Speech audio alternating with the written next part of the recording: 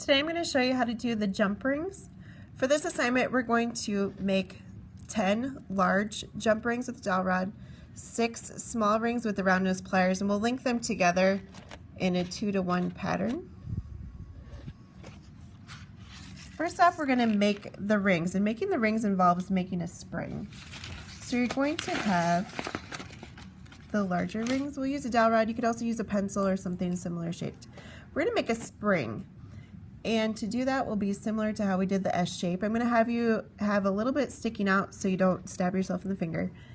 And we're just going to rotate that around and make a spring. We need to do 10 of the larger jump rings. So I'm going to go around about 11 times. You want to have a little bit of space. I need a little bit more there. Just a little bit of space so we have enough room to cut these apart. But if they're really far apart, it makes it a little difficult too. So if you're making these and you discover they're too far apart, you can always kind of push them back together a little bit so they're about this size. I ran out of wire, so I'm going to jump over to another piece of wire. So I have 1, 2, 3, 4, 5, 6, I have 7 on there, so I'm going to make some more on here. You can do it all in one piece, or if you run out, just grab another one.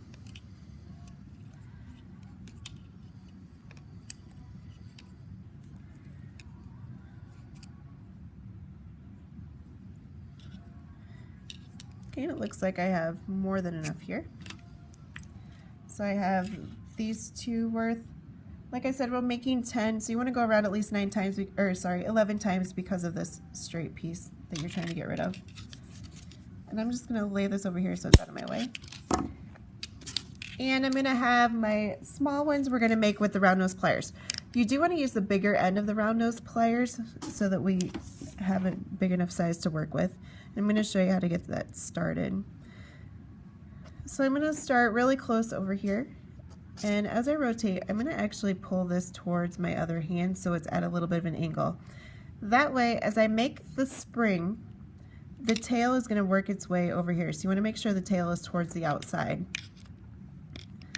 I'm using my right hand to do the rotation, so it needs to be coming out this way. See how it's coming this way? If it's going the other way, your spirals are actually going to get smaller, so we don't want that. For this you need 6, so we're going to try to make at least 7 here. Do a couple more there. Okay, so if you're doing it correctly, it should just kind of come on off of here, and they should be all the same size because I'm working in the same spot on my pliers. I'm working right here. For all of these pieces, you're going to cut straight up the center. That way they're all the same size. For my very first cut, I'm going to make sure that I'm in the curved part because I don't want any of the straight piece in my jump rings. So I'm going to go straight here. I'm going to cut that first one. Will involve just getting rid of that piece. And I like to have the flat side of my cutters right against where I just cut. That way it's as close to the same size as possible. So I'm going to go ahead and cut these. If you ever have a necklace break, that's usually the jump ring that breaks, and so knowing how to do this is very helpful if you're trying to repair a necklace.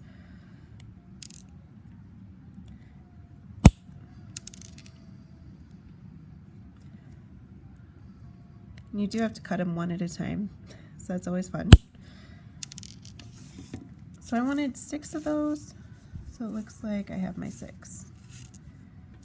Okay, I'm going to put those over there, and then I'm going to cut the bigger one. So same thing, I'm going to cut straight up the center,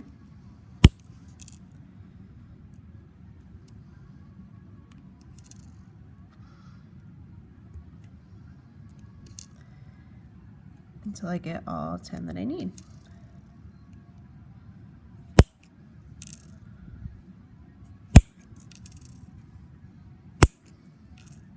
Get rid of that little piece, and I have this other one I'm taking from too.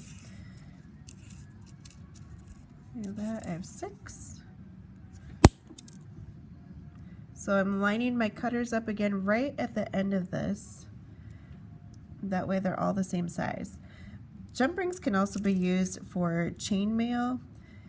If you've ever seen like Renaissance costumes, usually have them. It'll be a pattern of rings, and there's a certain way to put those together. There's different patterns that you can do for chainmail. Some people make some really thick bracelets. You can also do, I've seen bracelets out of like pop cans and they join them with jump rings. So lots of different things you can do. We're going to work very basic for this assignment. Okay, so I have my jump rings there. So I have my big ones and my little ones. What I'm going to do now is actually put the big ones together. So we're going to join those together. Well, not join them, but complete the circles. And we'll use these little guys to complete the chain that we're going to make. So just a refresher, this is the chain we're going to do. So to put a jump ring together, what you'll need are 2 flat nose pliers. And I'm going to hold them like this. And I'm going to twist them together. Sometimes you can get it in the first shot. If it doesn't quite go together, I might go past where I want to go and then kind of wiggle it back and forth. You don't want to pull them away. It'll weaken the wire at the bottom and your wire will snap. So I'm going to put all of these together first.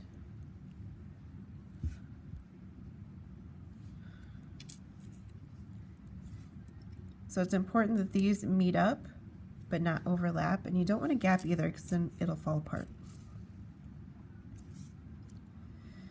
I'm just going to do a few of these so I can show you how to get started.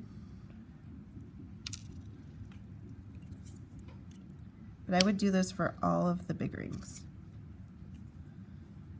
Make sure they're flat. If something happens, you might need to make a new one or fix it. So I should have enough of these now. So you'll be making 10. To start off, I'm going to have a small jump ring here and then 2 bigger jump rings, 1 small one. So at the very top, I'm going to start. We're just going to build it from the top down.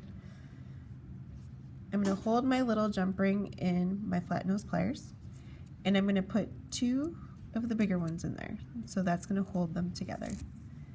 And I'll take the other side and I will just twist it shut.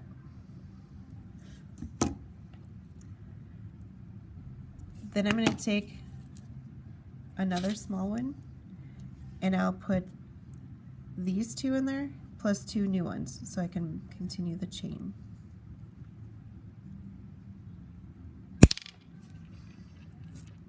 That one got away. We'll try again. And then I also need 2 new ones. Now I'll twist these shut.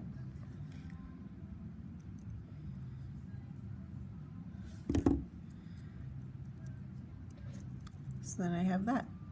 And this pattern will continue of the 2 old ones and then 2 new ones till I get to the very bottom, and then I'm going to put a single one at the very bottom like this. So that's how you end up with 6 and 10 of the jump rings. These will go on a simple loop bar into your book.